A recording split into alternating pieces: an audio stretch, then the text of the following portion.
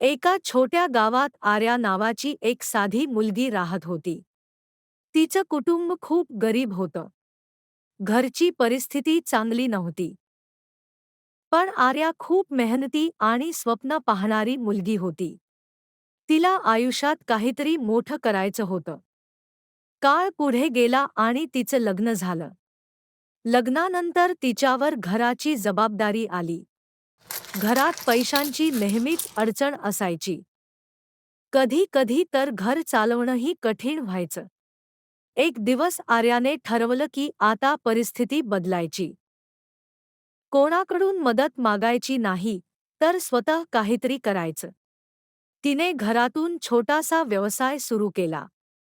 सुरुवातीला तिने घरगुती पदार्थ बनवून विकायला सुरुवात केली.